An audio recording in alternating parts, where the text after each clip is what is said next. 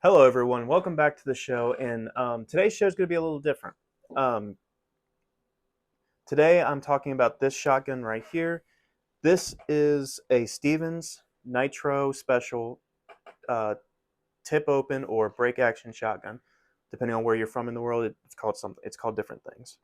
But today's more or less about the gun and more about the company that produced this gun, because the firearm company that produced this shotgun has a very unique history, and I think it's important to talk about because it talks about there's some things about it that not many people know about. So, with that said, let's get into the video. But before we do, make sure you check out our sponsor at USCCA. Hello, everybody. Now's the time in the video where we discuss our sponsor being USCCA. USCCA is a casualty and property insurance company that also provides training and uh, basic gun knowledge to every and all gun concealed carriers, open carriers, owners, everything you need to know about owning a firearm or carrying a firearm legally. USCCA has you covered. If you go to the link below, you'll see that they have the little pamphlet about how to 6 ways to interact with law enforcement after an incident has happened, which I found it very useful, so I'm sharing it with everybody else. Especially as I live in a very high crime area, to which I hope I never have to pull it, as always, but it gives you some decent knowledge as to how to approach the situation when law enforcement comes and gets involved. Again, thank you USCCA for expressing their interest in me as a YouTuber, and I hope you all find it as informative as well. Thanks again. Let's go into the history of Stevenson Arm and Tool Company. Well, who are they? Well, first of all, they're the ones who manufactured this shotgun from what we believe anywhere between 1890 and 1915, because the company would change its name, and we'll get into that now. So to start, this company would eventually turn into what we now know as Stevens Arms. They're owned by Savage Arms. They kind of handle the shotgun side of the Savage Arms sales. But their history is way more in depth than that. So to start off, they were founded in 1864, and they would be one of the first ones to make break action 22s. Oh yeah, this company made and invented the 22 LR that we all know and love today.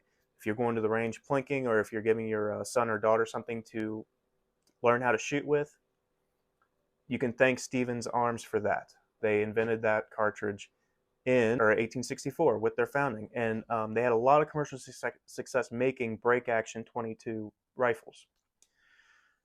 Fast forward to 1886, and here we see the company is having some profit issues, but it's not necessarily their fault. They're fighting in a commercial market in a time after the panic of 1873.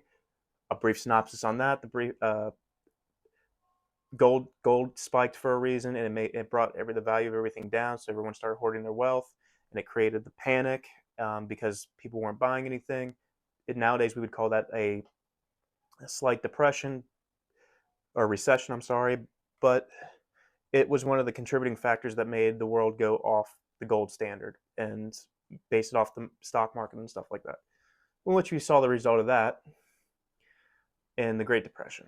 Anywho, I digress. So upon seeing this original company called Stevenson and Co. Company going in decline, they decided to rebrand and came out as Stevenson Arms and Tool Company. Because let's face it, this is a tool. All right, it's a firearm, yes, but it's also a tool.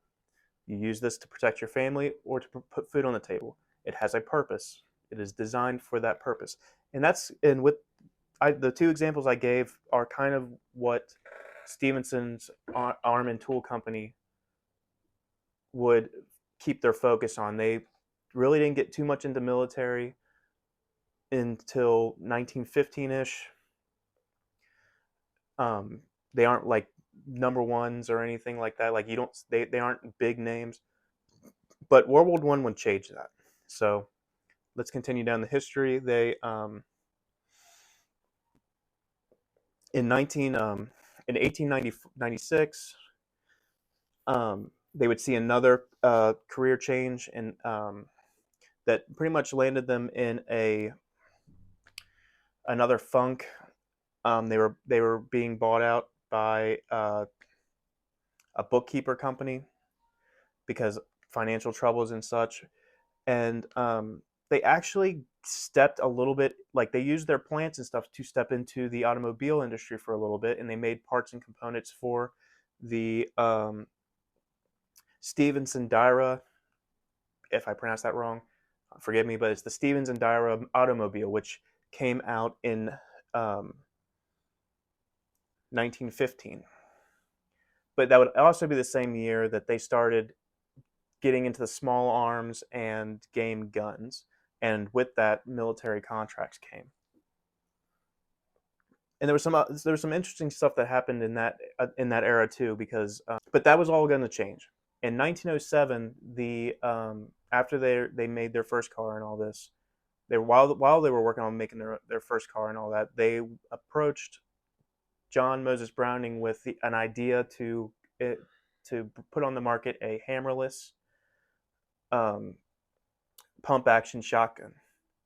He was already famous for developing the pump action hammered shotgun, the Winchester 1897, and all of its derivatives. But this was something new, and something that would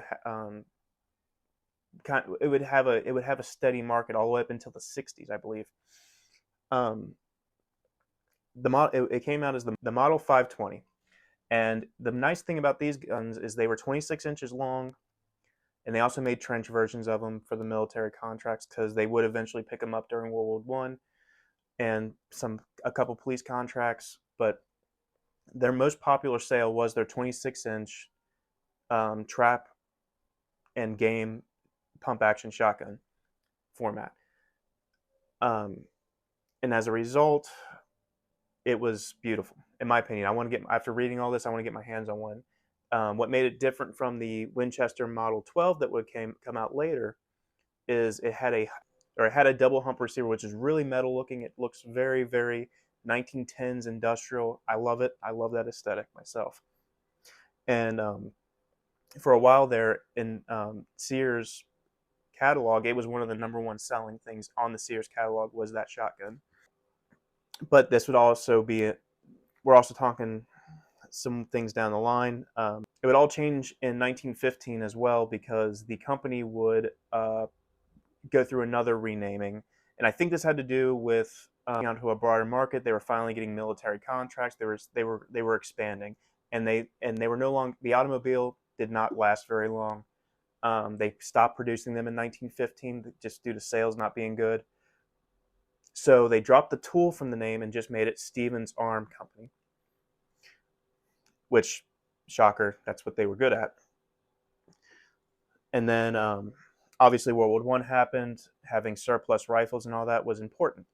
And that's where another piece of information I found about these guys comes up. Um, they actually made bows and nagants. 1.8 million rifles were asked to be manufactured by Stevens Arms through another sub company. You might know them, New England Arms. Um, Essentially bought out Stevens, and that was part of the renaming, I believe. I believe. Um, and they produced over one. I'm seeing numbers anywhere between 700,000 to 1.8 million rifles of Mosin Nagants under contract that went to the Russian Empire during World War One. But this wouldn't be the only time they actually stepped in and made surplus weaponry. So, stepping forward into World War II, Stevens Arms would produce Lee Enfields, and their version of the Tommy gun, the BAR, the 1919 30 caliber belt-fed machine gun, And then, of course, they made a version of a Stevens shotgun that fired a 50 caliber BMG, the gun we all know and love, the M2 Browning. It's still in service today. So I just think that's cool. That's a cool part of history because you don't really see like you hear about some of these other brands, like it's how Springfield got their start, Remington, all these other companies made stuff for the war effort, but you don't really hear this one brought up very much. So I just thought it would be an interesting time. And this also by this time in the sometime in the mid 30s to going into nowadays, they would work in partnership with Savage Arms, helping them make their bolt action rifles or contract certain parts of their rifles out. A good example I found of this was the Lee Enfields that they would produce for World War II were technically Savages. They were Savage copies of the Lee Enfield platform, but they were actually manufactured and made by Stevens. Again, fast forward to after World War II, Stevens now had a decent market. They were the Stevens 620, the updated version of the 520, would see action in Vietnam and limited numbers. I believe there were 45,000 that were made for World War II, and those same shotguns would later see action in Vietnam and through other conflicts, simply because military surplus at that time was very much the Americans would love to share. I do want to correct an earlier statement. So after reading through my notes, it was 1920 when they would engage in the partnership with Savage, and they stayed that way till about 1942. And as a result of this,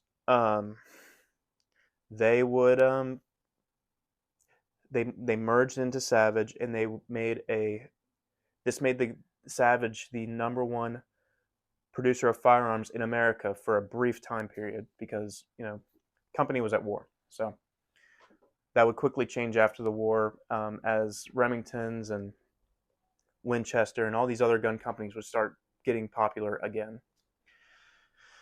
And in more recent history, Savage Arms would be purchased and sold by Vista Outdoors, and now Savage is its own company.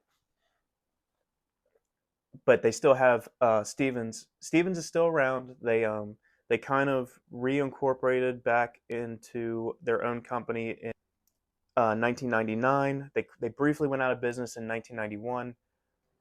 However, but by this time it's been brought back as kind of a way to sell their shotgun brands. And enough about the company. Let's talk about this particular firearm. So, due to my research and just due to the fact of it not having a serial number, that's a big deal. If it didn't have a serial number, which meant it was produced sometime during its time as the name would suggest, sometime between 1886 and 1916, because otherwise it wouldn't be a Stevenson Stevenson Arms and Tool Company. It would be a Stevenson Arms. And this is your pretty generic break action. It's simple.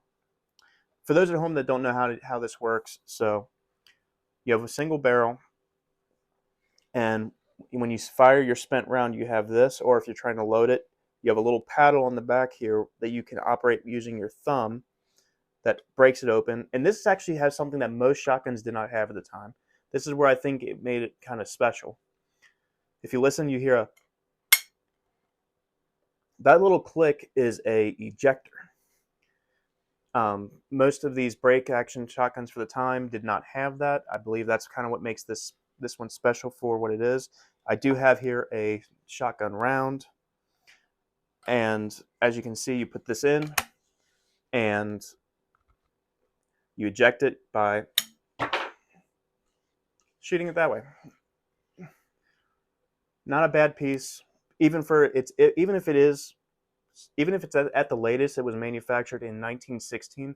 The fact that I can still use this shotgun and take it to our turkey shoots or clay shooting, and it still function impresses the hell out of me. Outside of that, so going back to method of operation, you put your round in, reverse of what we just did, and you cock the hammer back. And here, it's actually kind of weird because you can actually still see the hammer, or I'm sorry, you can still see the firing pin, and the firing pin really isn't held in by anything.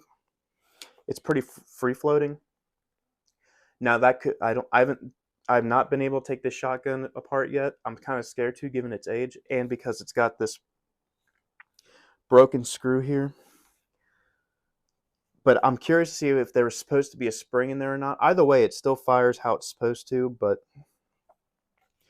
all in all, not a bad shotgun. And what really influenced me to make this video was just the broad stroking of the history of Stevens arms, because they're kind of like that B-line character. You see them in everything. They've had some pretty substantial roles, but you don't exactly remember their name. I feel like Stevens is that for the gun world, because as I delve deeper, let's just do a recap of some of the first that this shotgun company did. They would put my notes back up here. They would be the ones to invent the 22 LR. They would be the ones to help and popularize the break action mechanism. As I said, they made break action 22s when they first came into existence. They also helped John Moses Browning perfect the hammerless pump action shotgun, which we still see that design. We still see influences of that original design to this day. As I said before, if you know anybody that has one, or if even you have a 520 or a 620, put it down in the comments. I would love to hear what your thoughts are on the mechanism. Is it a cheapy shotgun, or is it a B grade shotgun, or is it actually pretty decent? Let me know, because I'm genuinely curious. And at one point, they were the largest manufacturer of firearms, which you would not think that from a no-name company nowadays. And with all that said, I hope you all enjoyed the video. I've enjoyed making it. Please like and subscribe. The algorithm's being weird lately, so my videos being hidden. I think it's mostly because YouTube's doing this thing where they like to hide firearms and stuff. So please like and share my video. If you enjoyed it, let me know. If you didn't enjoy it, let me know. I like seeing comments. I like discussing things. Thank you all. And always, get training. Stay safe. Watch your six. Enjoy your night. That I love is falling under attack. A mighty sucker punch came flying.